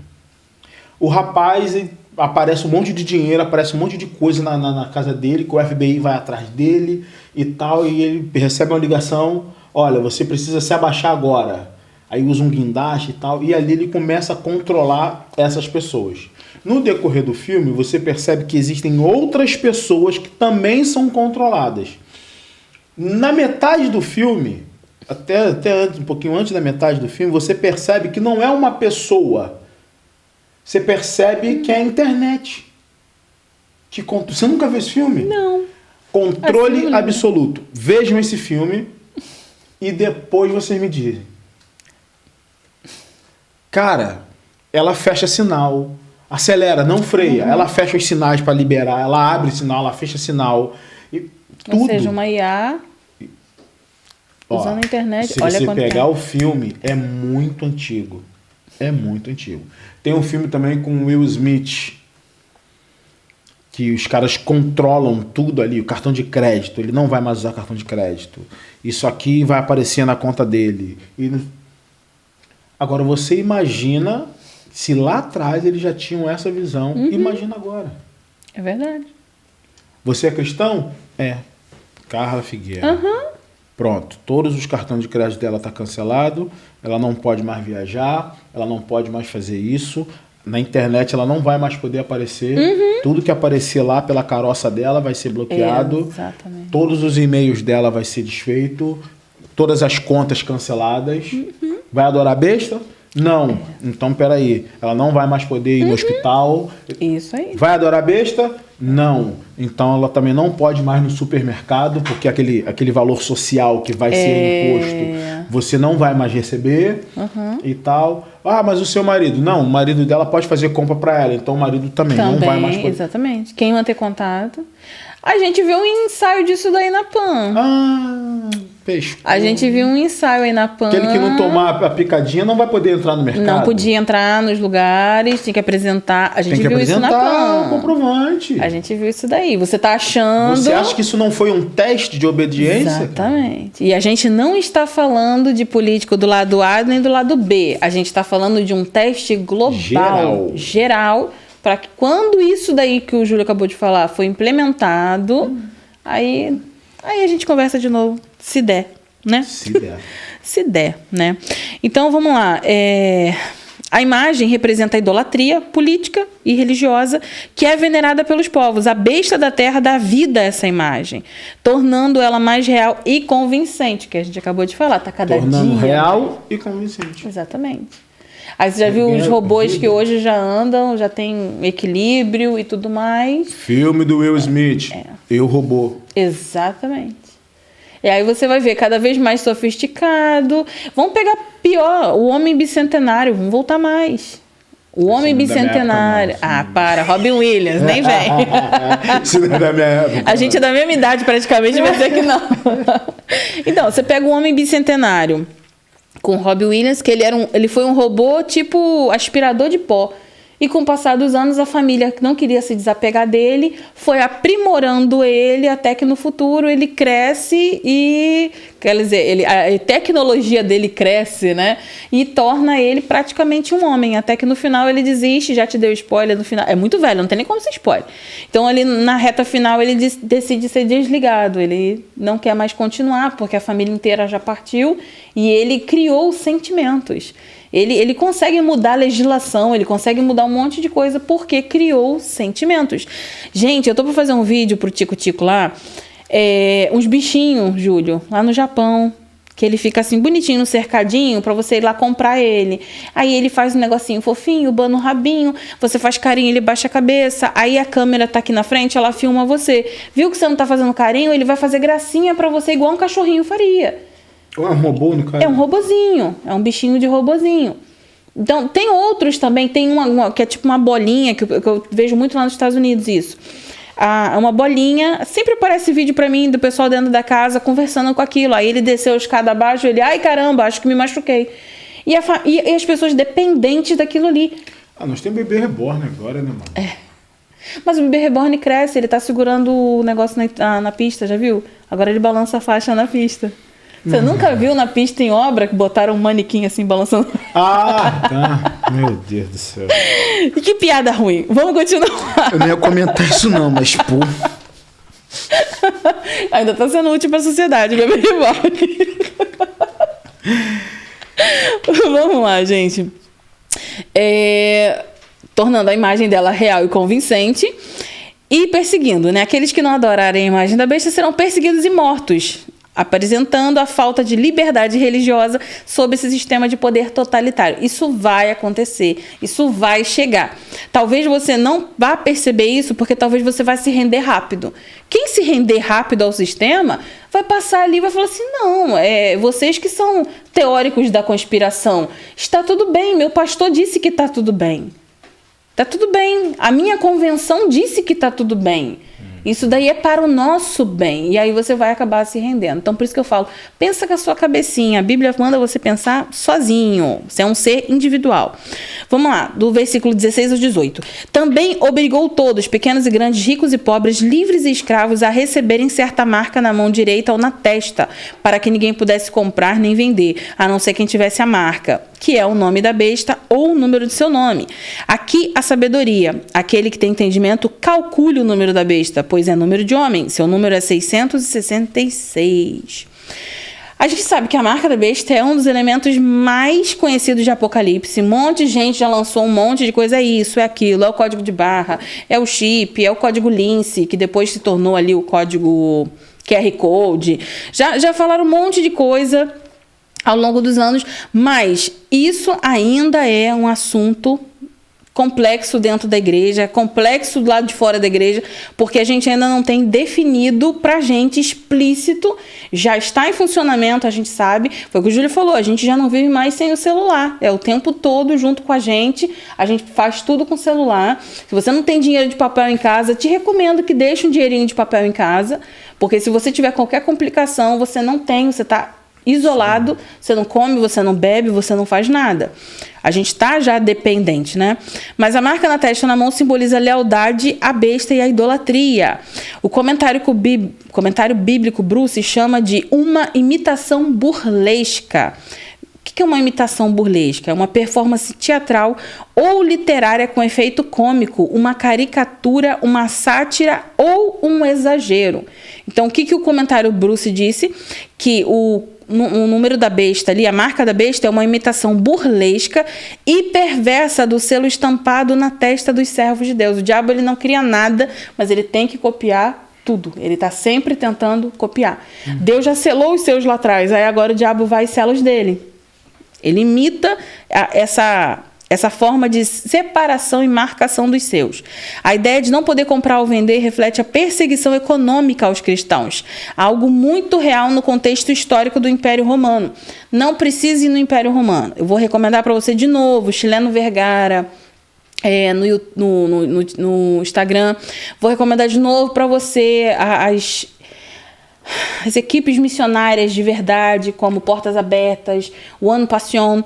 Você vai chegar nesses canais, você vai ver minha irmã, gente, que nem na igreja mandou para mim lá a galera que tá comprando pessoas que estavam em posição de serem escravizadas. Ela, pô, cara, olha aqui, cara, o que esses crentes aqui estão fazendo. Comprando pessoas, tirando das mãos da opressão, pessoas que estavam vivendo sob regime de escravidão. Agora, esses países que a gente está falando aqui, que essa galera vai, aquela janelinha fechada ali, que são alguns países que o cristianismo não é permitido de forma nenhuma, na PAN, essas pessoas não receberam comida, exatamente o que o Júlio falou aqui uns minutos atrás. Na PAN, eles não receberam auxílio, não puderam ir ao médico, não puderam fazer nada, porque eles são cristãos, eles foram deixados de fora, à parte, tá? Isso daí já é real. É que a gente aqui, né, de frente para para a praia, de frente aqui para a nossa vida perfeita, a gente ainda não sabe o que é isso. Mas isso vai chegar, é o que a Bíblia está dizendo para a gente. O número 666 é um símbolo, um dos mais debatidos em toda a teologia.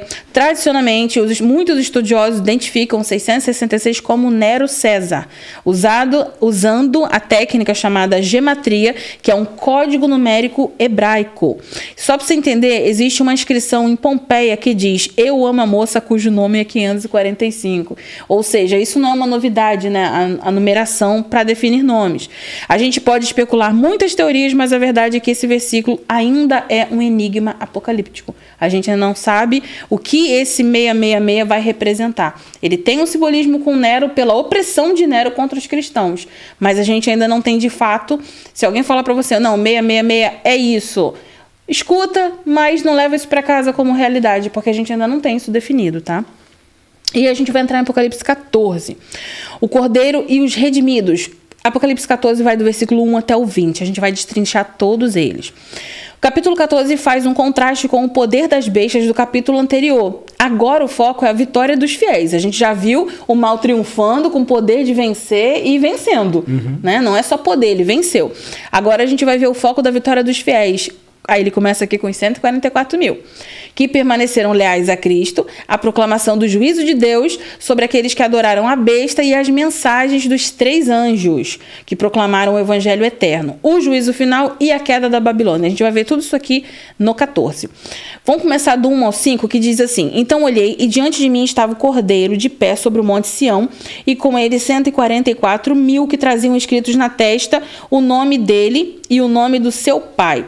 Ouvi um som do céu como de muitas águas e um forte trovão.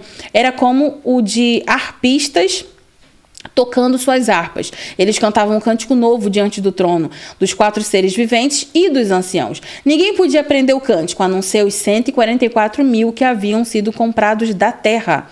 Estes são os que não se contaminaram com mulheres, pois se conservaram castos e seguem o Cordeiro por onde quer que vá. Foram comprados dentre os homens e ofertados como primícias a Deus e ao Cordeiro. Mentira nenhuma foi encontrada em suas bocas, eles são imaculados, os 144 mil. Agora vamos destrinchar isso aqui. O Cordeiro, que é Jesus Cristo, em Sião, que representa um monte do templo. Ele aparece aqui como vencedor. O Monte Sião simboliza o reino celestial, o lugar da presença de Deus. Já os 144 mil, como a gente já viu no capítulo 7, são um número simbólico e representam 12 mil de cada tribo. Eles têm o selo de Deus, que é o símbolo de proteção e identidade. E é esse selo que distingue os fiéis de todos aqueles que se submeteram à marca da besta do capítulo 13. E ouvi uma voz do céu como a voz de muitas águas e como a voz de grande trovão. E a voz que eu ouvi era como de arpistas que tocam suas harpas. A voz do céu simboliza a presença divina e a confirmação do triunfo de Cristo e de seus seguidores. A descrição da voz como de muitas águas e o grande trovão que Ezequiel também escutou, expressa a grandeza e a majestade de Deus, enquanto as harpas são esperadas no templo celestial, pois elas eram usadas pelos sacerdotes e levitas no templo terreno, assim na terra como no céu, tá? Vamos pegar os 144 mil, que agora complica. Eles cantam um cântico novo diante do trono de Deus, um símbolo de adoração pura e da experiência de redenção que é exclusiva dos fiéis. Estes são os que não se contaminaram com mulheres porque são virgens. Vamos lá. A referência à pureza sexual em não se contaminar com mulheres é uma metáfora para a fidelidade espiritual. Tá? Vamos lá. A referência aqui, quando se fala de pureza sexual, não se contaminar com mulheres, é uma metáfora para a fidelidade espiritual. Alguns acreditam que não se trata de virgindade literal, mas de fidelidade inquebrável a Cristo, pois o termo aqui é pártenos, que é usado usualmente, né, interpretando como celibato e não virgindade, ou seja, eles não eram virgens, mas eles se fizeram eunucos, eles abriram mão da vida sexual deles por causa do reino dos céus, tá? Por isso que eu falo, a gente tem que olhar no original, tem que ir vir, tem que voltar. Tem diversas ferramentas pra gente olhar para entender as partes mais difíceis. E tem coisa que nem essa galera que tá debruçada ainda tem a resposta, né? Não. Tem muita coisa que ainda não tem. Vamos agora ao versículo 6 e 7. Então vi outro anjo que voava pelo céu e tinha na mão o evangelho eterno para proclamar aos que habitam na terra, a toda nação, tribo, língua e povo. Ele disse em alta voz: Temam a Deus e glorifiquem-no, pois chegou a hora do seu juízo. Adorem aquele que fez os céus, a terra, o mar e as fontes das águas. O primeiro anjo aqui, ele está proclamando a mensagem eterna da salvação em Cristo, que é o único meio de redenção. Esse evangelho, ele não é temporário, ele reflete o plano de Deus que sempre existiu. O evangelho, ele é pregado a todas as nações e povos, enfatizando que a salvação de Deus é universal, mas a sua mensagem de arrependimento, ela é necessária para todos. O chamado do anjo é para temer a Deus, reverenciá-lo como santo, respeito e adorá-lo como Criador e juiz de todo o universo. Esse versículo vai apontar para a necessidade de arrependimento e adoração a Deus, especialmente diante do iminente juízo de Deus. Se você ainda não se arrependeu, se você ainda não adora a Deus, lembra que especialmente nessa reta final a gente precisa mudar a nossa postura. Vamos ao versículo 8. Um segundo anjo o seguiu, dizendo: Caiu a grande Babilônia, que fez todas as nações beberem do vinho da fúria da sua prostituição. A queda da Babilônia, ela vai representar a queda de um império corrupto, idólatra e opressor. No contexto histórico, Babilônia pode ser uma referência ao Império Romano ou qualquer outro sistema de poder que se opõe ao reino de Deus. A prostituição da Babilônia se refere à idolatria e imoralidade espiritual de um império ou sistema que desvia as pessoas de Deus, levando-os à falsa adoração. Versículo 9 a 11. Bora!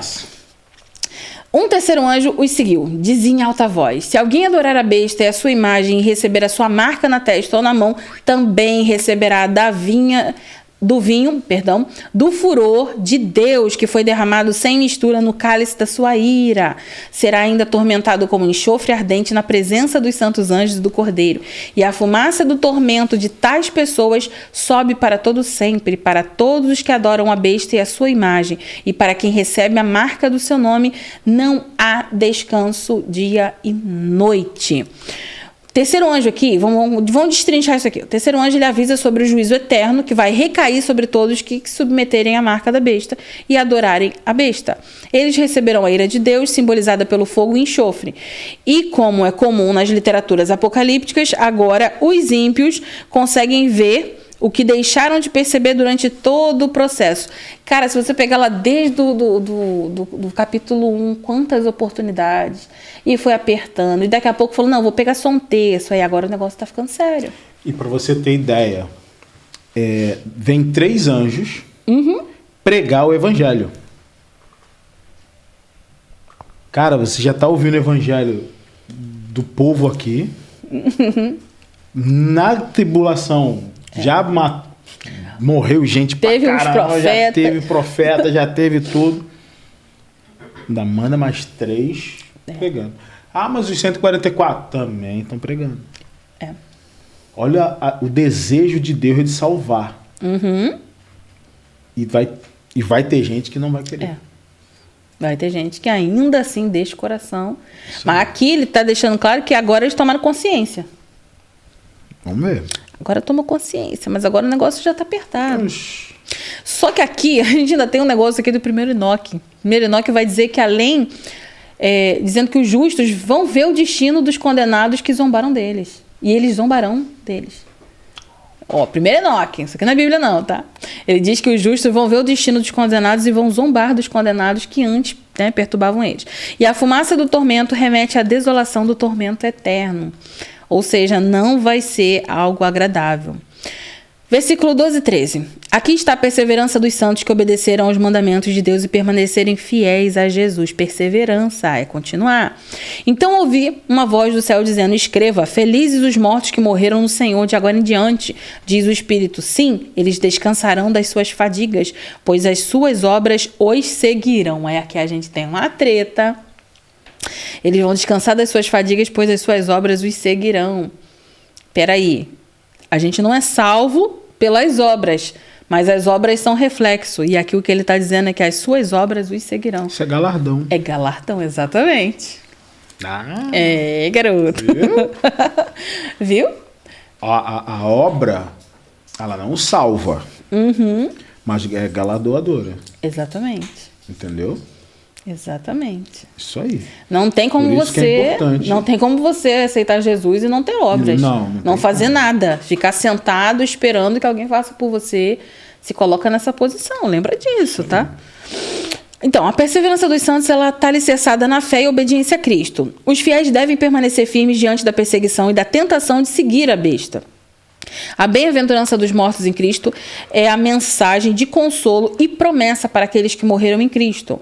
Eles estão em descanso e receberão a recompensa final. A título de curiosidade, que eu gosto muito de curiosidade, as inscrições funerárias judaicas com os epitáfios encontrados em Roma mencionam a paz para os mortos com a palavra em paz. Epitáfio é aquela pedrinha que você coloca na frente do túmulo, né? Então, os túmulos, né, judaicos, lá atrás, estão sendo escavados e tudo mais, costumam aparecer a palavra em paz. Um conceito que vem até hoje com a atual frase descanse em paz. Ou seja, esse conceito não é da agora, tá? Salomão também, textos judaicos como Menandro, Siríaco e Sabedoria de Salomão também relatam um desejo intenso sobre o dia em que o sofrimento dos justos acabaria. E as cartas de consolo greco-romanas também enfatizavam que os mortos eram felizes, ou pelo menos não eram tristes. E aí vem o autor de 1 Enoque de novo e reforça que os ímpios não vão ter nenhum descanso. Primeiro Enoque vai lá... Os ímpios é pau. Vocês estão achando aí que vai ter descanso? Os ímpios não. Toma. O ímpio é pau. Ferrou. Vamos lá, do 14 ao 20 agora. Olhei e diante de mim estava uma nuvem branca e assentado sobre a nuvem alguém semelhante a um filho do homem. Ele estava com uma coroa de ouro na cabeça e uma foice afiada na mão. Então saiu do santuário um outro anjo que bradou em alta voz, aquele que estava sentado sobre a nuvem. Tome a sua foice e faça a colheita, pois a safra da terra está madura. Chegou a hora de colhê-la. Assim, aquele que estava sentado sobre a nuvem passou sua foice pela terra e a terra foi ceifada. Outro anjo saiu do santuário do Senhor, trazendo também uma foice afiada. E ainda outro anjo que tem autoridade sobre o fogo saiu do altar e bradou em alta voz. Aquele que tinha a foice afiada. Tome sua foice afiada e ajunte os cachos de uva da videira da terra, porque as suas uvas estão maduras. O anjo passou a foice pela terra, juntou as uvas e as lançou no grande lagar da ira de Deus. Elas foram pisadas no lagar, fora da cidade, e correu sangue do lagar, chegando ao nível dos freios dos cavalos, numa distância de cerca de 300 quilômetros. Vamos lá, vamos separar isso aqui tudo porque é um negócio intenso.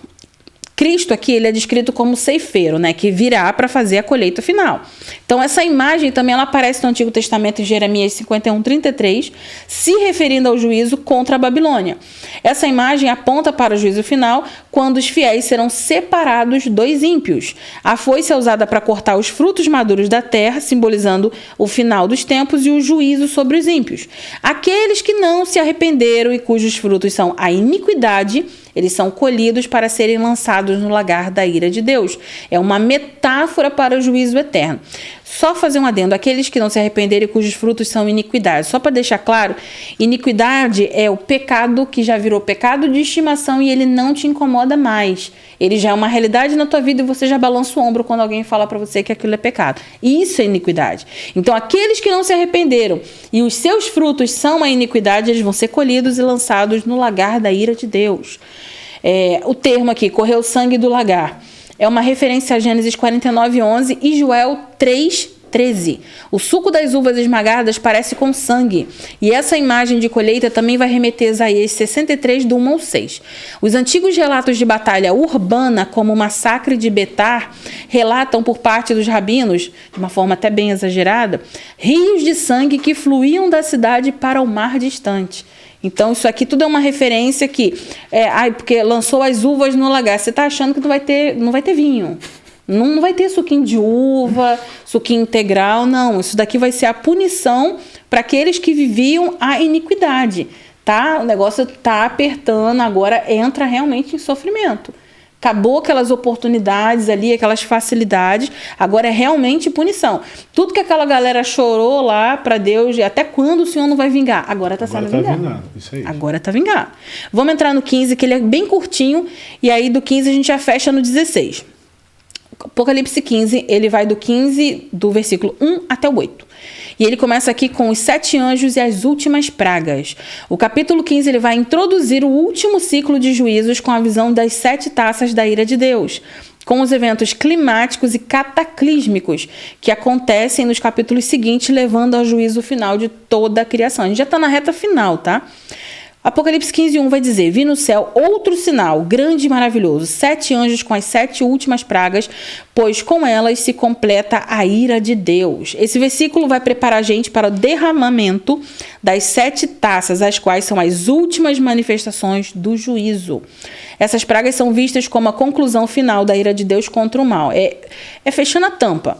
Aqui o conceito da ira divina não é apenas um ato de vingança, mas uma resposta justa e necessária ao pecado e à rebelião. Ela simboliza a justiça de Deus sendo cumprida de maneira plena. Versículo 2. Vi algo semelhante a um mar de vidro misturado com fogo, e de pé junto ao mar, os que tinham vencido a besta, a sua imagem e o número do seu nome. Elas seguravam harpas que haviam sido dadas por Deus. O mar de vidro é uma imagem de pureza e separação, enquanto o fogo representa a purificação e juízo. O mar é o local onde os vencedores estão agora, separados de tudo que é impuro e em adoração a Deus. Os vencedores representam aqueles que permaneceram fiéis a Cristo e derrotaram a besta por meio da sua fé e perseverança. Essa vitória é uma celebração e vindicação. Quando a gente estava preparando isso daqui, gente, umas 50 mil vezes apareceu a palavra vindicação. Então, eu coloquei aqui do lado, eu não deixei ela aparecer todas as vezes, mas eu coloquei do lado o que significa vindicação. Vindicação é o ato de reclamar ou exigir judicialmente algo que pertence a alguém, mas está em posse de outra pessoa. Ou seja, essa vitória aqui que eles estão comemorando é uma celebração porque eles reclamaram e exigiram, né? Judicialmente algo que pertencia a eles, mas estava em posse de outra pessoa. Ou seja, eles estão celebrando a redenção e a superação do mal. Versículo 3 e 4. E cantavam o cântico de Moisés, servo de Deus, e o cântico do Cordeiro. Grandes e maravilhosas são as tuas obras, Senhor, Deus Todo-Poderoso. Justos e verdadeiros são os seus caminhos, ó Rei das nações. Quem não te temerá, Senhor? Quem não glorificará o teu nome? Pois tu somente és santo. Todas as nações virão à tua presença e te adorarão, pois os teus atos de justiça se tornaram manifestos. O cântico de Moisés aqui é uma referência a Êxodo 15, do 1 ao 18, e é um cântico de adoração e celebração pela libertação. Os vencedores cantam esse cântico, pois da mesma forma que os israelitas cantaram lá no Mar Vermelho, agora eles também estão celebrando a libertação do mal. Sobre o cântico do Cordeiro, Jesus Cristo é exaltado por suas grandes obras de justiça, sendo reconhecido como Rei das Nações. Então, esse cântico aqui é uma expressão de triunfo, adoração e louvor pela sua vitória, que agora é definitiva, tá? Vamos 5 e 6, porque a gente está quase acabando. Depois disso, olhei e vi que se abriu no céu o santuário, o tabernáculo da aliança. Saíram do santuário os 7 anjos com as 7 pragas. Eles estavam vestidos de linho puro e resplandecente, e tinham cinturões de ouro ao redor do peito. Destrinchando, o santuário do tabernáculo é uma referência a Êxodo 25:9 e representa a presença de Deus no céu. A abertura do santuário vai indicar que os juízos de Deus estão prestes a serem liberados e o momento do juízo final chegou. Anjos vestidos de linho puro simbolizam pureza e santidade, representando a natureza justa e santa dos anjos que executam o juízo de Deus. Eles carregam as 7 taças da ira, uma representação dos juízos que serão derramados sobre a terra.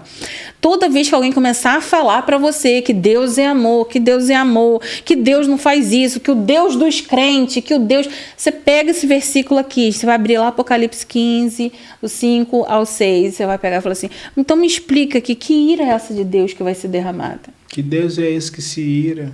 Né? É o mesmo Deus do Velho Testamento, do Novo Testamento. Exatamente. Mas aí eles fizeram uma versão modificada de um Jesus paz e amor, hippie. Isso aí, lourinho, de olhos azuis, que continua cordeirinho. Continua cordeirinho. Agora não, agora a gente está entrando nas taças, tá? Agora o negócio vai ficar mais estreito.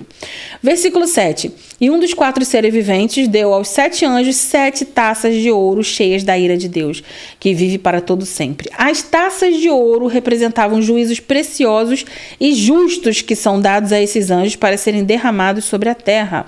O ouro aqui vai simbolizar a santidade e a pureza do julgamento de Deus, que é tanto justo quanto inevitável. Eu vou orar para não ter a ira de Deus. Eu acho que Deus não vai. É inevitável. Não vai adiantar. Vai perder tempo. Vai perder tempo.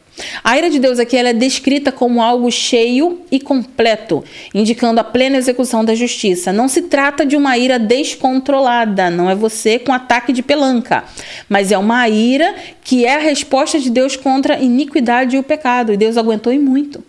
Aguentou e muito ainda. Versículo 8, a gente fecha aqui e entra no 16. O santuário ficou cheio da fumaça da glória de Deus e do seu poder, e ninguém podia entrar no santuário enquanto não se completassem as 7 pragas dos 7 anjos.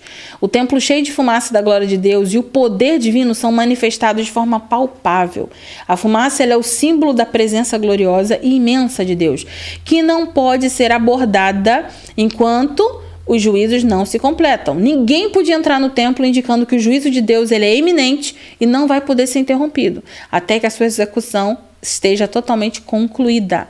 O templo simboliza a soberania de Deus e a inevitabilidade do juízo. Então, não dá para evitar. Esse trecho aqui ele me lembra Jesus na cruz, se sentindo só, porque o Pai cala, porque era inevitável. Não podia voltar atrás, né? Então, o Pai cala. Então, se ele se calou ali com o Filho, quem dirá nós, que somos criaturas, tá? Lembra disso, gente, pelo amor de Deus. A gente quer muito participar da ceia lá em cima juntos, a gente quer aquele banquete junto. Eu acho que vai ter churrasco.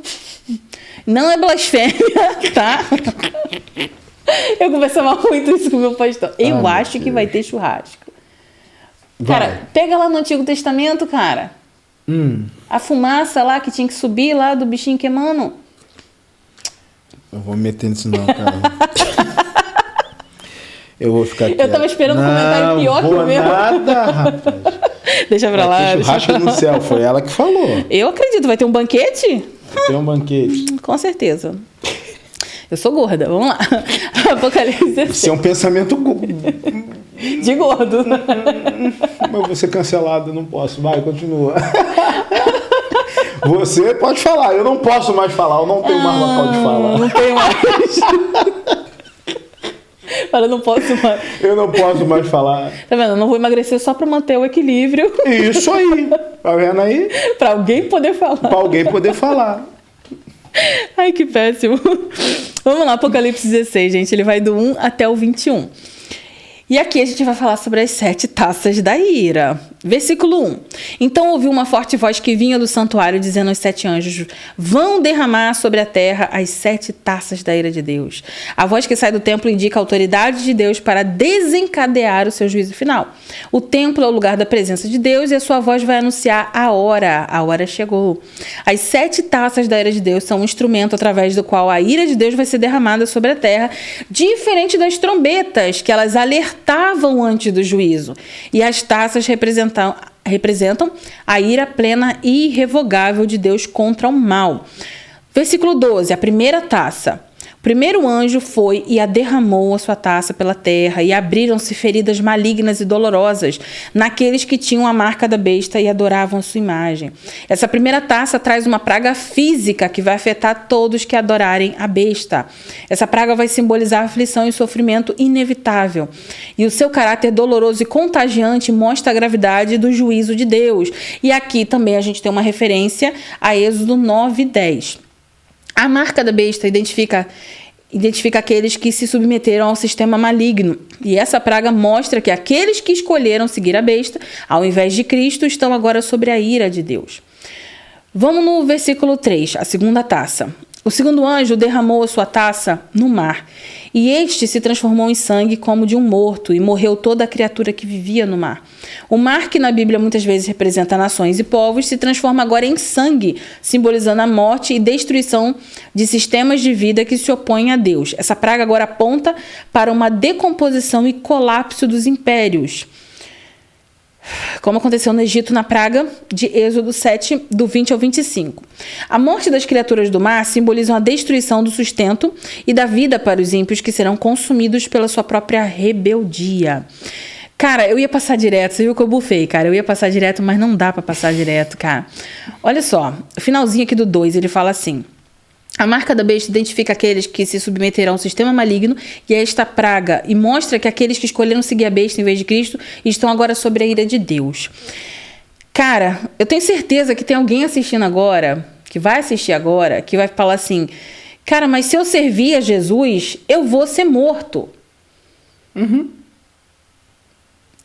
Quantas e quantas vezes, Júlia, eu cheguei nesse ponto com diversas pessoas conversando. Cara, mas se eu estiver com Jesus nesse momento, eu vou perder a minha vida. E? Exatamente essa questão. Que a gente já falou aqui um monte de vezes hoje, mas isso aqui está agora sufocando o meu peito.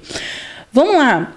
Perder a sua vida com Cristo, passar a eternidade com Ele. Quem perder a sua vida vai achá-la. Quem perder por amor de mim. E aí essa galera aqui que amou a própria vida, amou a própria realidade, agora está sob a ira de Deus e vai perder também. Só que agora é eterno. Então esse medo, que de novo, gente, eu sou obrigada a puxar esse assunto de novo. Esse medo de perder a própria vida, esse medo de uma unha encravar, esse medo de encarar a morte como se... Beleza, a gente não foi feito para a morte.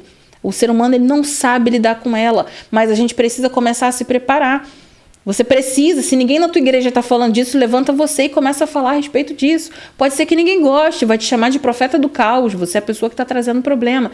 Mas se a gente não se preparar para entender que nós somos finitos e que morrer por amor de Cristo é muito melhor do que viver pelo amor próprio, do que pela própria... Eu vou me preservar. Não vai. Não vai. Se você negar a Cristo, o que te espera é toda essa lista que a gente vai ler aqui agora, tá? Não vai adiantar você chegar para Jesus e falar, eu não sabia. Ele vai puxar lá no telão, lá, vai dar um zoom e vai falar assim, lá, eu botei a minha serva gorda para falar contigo e você não ouviu. Você ignorou. Você passou batido e falou assim, não, essa parte não me interessa. Então, a partir do momento que você sabe, você não é mais inocente. Não vale a pena você querer preservar a sua própria vida a todo custo. Lembra disso, conheça Jesus. Você não está disposto a morrer porque quem você não conhece, você não ama. Você entraria na frente de um trem por um filho. Um pai e uma mãe que amam um filho entraria na frente de um trem, de um carro, de uma bala para poder salvar o filho. Você não pode fazer isso por Cristo se você não conhece a Cristo, não ama a Cristo. Vamos passar para frente. Vamos lá. Versículo 4. A terceira taça. O terceiro anjo derramou a sua taça nos rios e nas fontes de águas, e eles se transformaram em sangue. A transformação das águas em sangue é uma referência a Êxodo 7:20, e é uma punição sobre a corrupção da vida e da natureza, e reflete o juízo que vai atingir as fontes da vida dos ímpios. Ele simboliza o fim das fontes da provisão e sustento para aqueles que rejeitaram a Deus. O versículo seguinte vai lembrar a gente que essa praga ela é justa, porque os ímpios derramaram sangue ao longo da história, e agora Deus vai retribuir esse mesmo sangue com justiça. Vamos para o 5 ao 7. Então ouvi o anjo que tem autoridade sobre as águas dizer, tu és justo, tu, ó santo, que és o que eras, porque julgaste essas coisas, pois eles derramaram o sangue dos teus santos, os teus profetas, e tu lhes deste sangue para beber, como eles merecem. E ouvi o altar responder, sim, Senhor Deus Todo-Poderoso, verdadeiro e justo, e justos são os teus juízos. O anjo das águas aqui, ele reconhece que o juízo de Deus sobre os ímpios ele é justo e merecido, porque aqueles que perseguiram os justos agora recebem o que merecem. A ideia é que Deus é justo em todas as suas ações, incluindo o juízo sobre os ímpios. E o termo sangue para beber é uma imagem metafórica para derramamento de sangue. Quando você vê, deu sangue para beber, significa que vai ser derramado sangue. Vamos verso 8 ao 9, a gente já está na quarta taça. O quarto anjo derramou a sua taça no sol, e foi dado poder ao sol para queimar os homens com fogo. Estes foram queimados pelo forte calor e amaldiçoaram o nome de Deus que tem domínio sobre estas pragas. Contudo, se recusaram a se arrepender e glorificar. Não aprende. Isso aí. Não aprende. Vai ruim até o final. Esta praga reflete a extrema intensidade do juízo de Deus, que atinge os ímpios de uma maneira abrasadora e destrutiva. A queima do sol é uma metáfora também para o sofrimento e a injustiça que os ímpios irão enfrentar, sendo simbolicamente punidos pela sua rejeição a Deus. E apesar do sofrimento, vemos que muitos não se arrependem e continuam a blasfemar contra Deus, refletindo a dureza do coração humano quando ele se recusa a reconhecer a soberania e a justiça de Deus. Vamos pro 10 e 11, que a gente já está na quinta taça. O quinto anjo derramou a sua taça sobre o trono da besta, cujo reino ficou em trevas. De tanta agonia, os homens mordiam a própria língua e blasfemavam contra o Deus do céu, por causa das suas dores e das suas feridas. Contudo, recusaram-se a arrepender-se das suas obras que haviam praticado. A quinta taça simboliza a dissolução e o colapso do reino da besta. As trevas representam a falta de direção e confusão, o império maligno e as forças que se opõem a Deus. Eles experimentam agora o caos e a desorientação como um reflexo da separação de Deus. A dor intensa causada por essas pragas mostra que, embora os ímpios sofram, a sua rejeição contínua ao arrependimento vai revelar a profundidade do seu endurecimento espiritual. Eles continuam focados naquilo ali, achando que o erro é de Deus por estar derramando essa ira sobre eles. Versículo 12 ao 14. A sexta taça. O sexto anjo derramou sua taça sobre o grande rio Eufrates, e secaram-se as suas águas para que fosse preparado o caminho para os reis que vêm do Oriente. Então vi saírem da boca do dragão, da boca da besta e da boca do falso profeta 3 espíritos imundos semelhantes a rãs. São espíritos de demônios que realizam sinais miraculosos. Eles vão aos reis de todo o mundo a fim de reuni-los para a batalha do grande dia do Todo-Poderoso, do Deus Todo-Poderoso. Vamos destrinchar. O rio Eufrates, ele simboliza proteção e barreira para a Babilônia. Então agora o rio secando indica a preparação para uma batalha final. Prepara o caminho para as forças do mal representadas pelos reis do Oriente.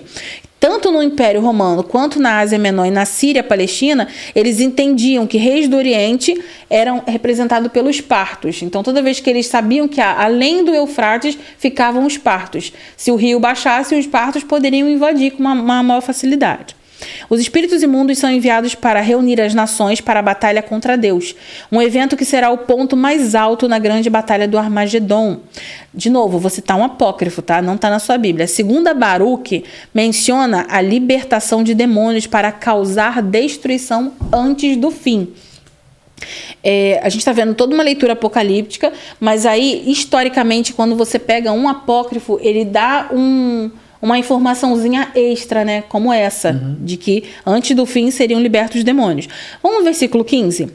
Eis que venho como ladrão. Feliz aquele que permanece vigilante e conserva consigo as suas vestes, para que não ande nu e não seja vista a sua vergonha.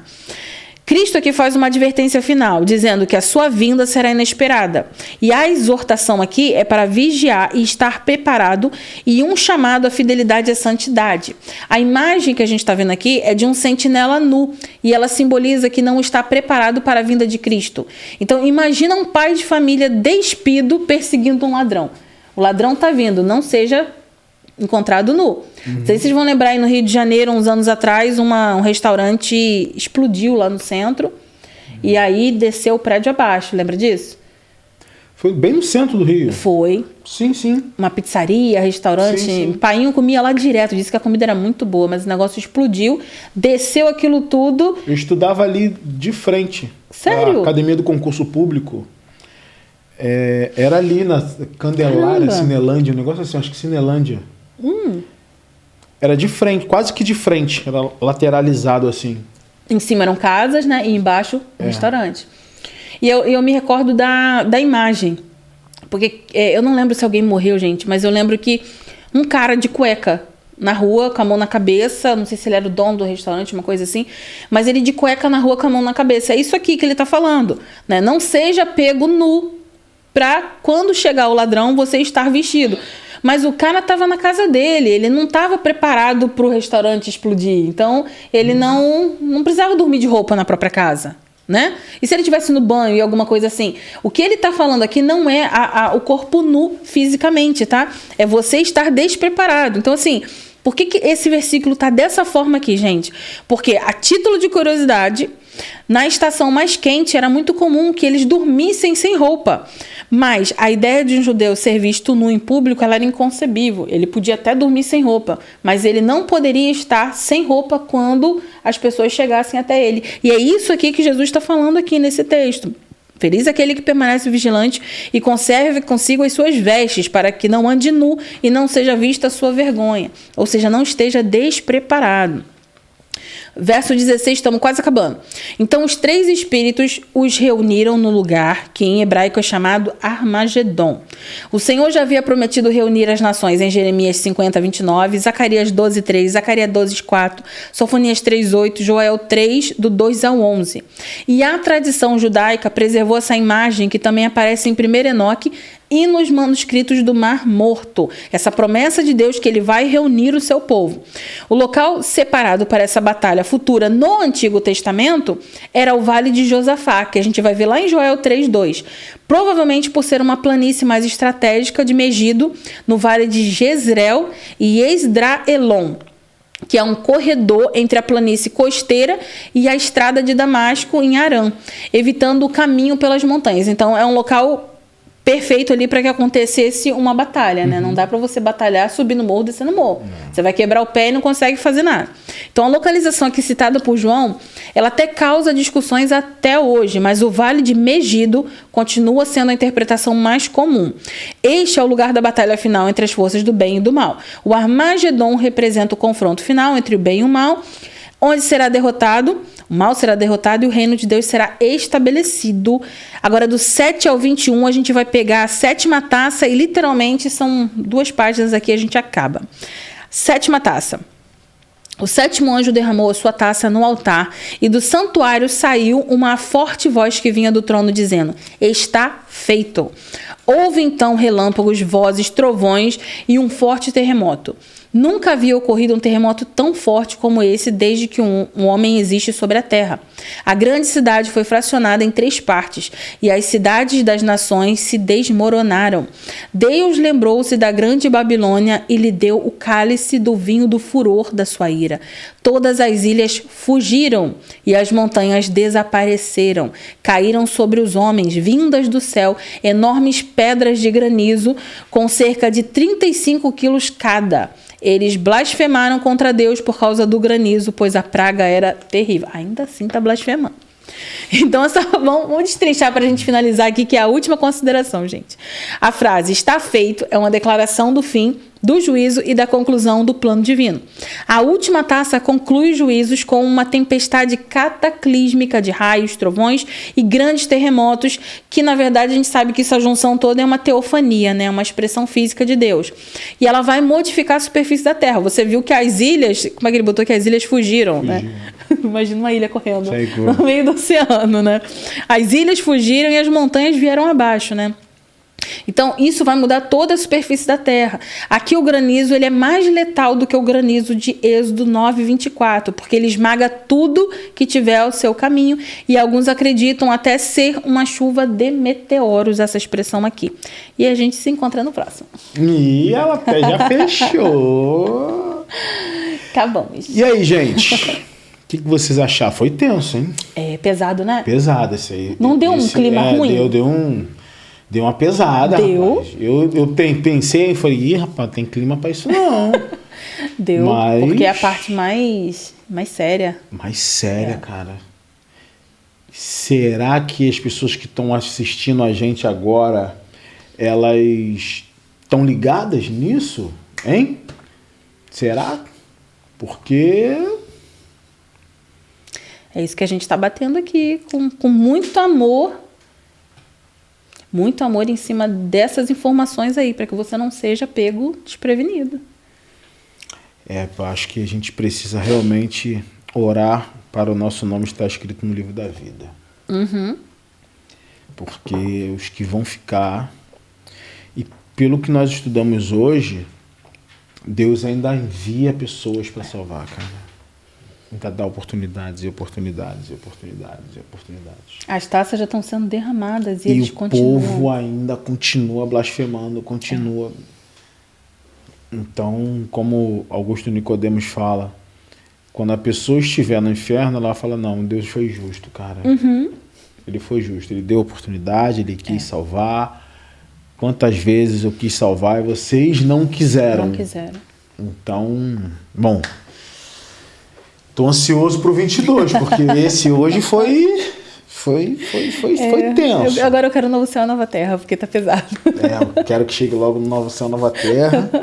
E vamos que vamos. Gente, você que assistiu até agora, Não deixou aquele like, cara. Pô, caramba. Tu vai ter que chegar no Armagedon? Vai. Nossa, tá ameaçando. Sentiu aí? Dá o like aí, cara. Caramba, custa nada. Bora, se inscreve aí, deixa aquele comentário legal. Esse foi pesado. Isso foi pesado. Mais necessário. Mais necessário. Então, Carlinha, obrigado. Até o próximo. Tá faltando 2. Falta 2. Faltam A gente 2. grava mais um e o próximo ao Gravar vivo. mais um e o próximo ao vivo em definitivo, estilo Galvão Bueno. Gente, esse foi mais um Religados Podcast pra conta. Sigam nas redes sociais. Júlio Andrade, Carla Figueira BR. Um beijo, um abraço, fiquem com Deus. Fui!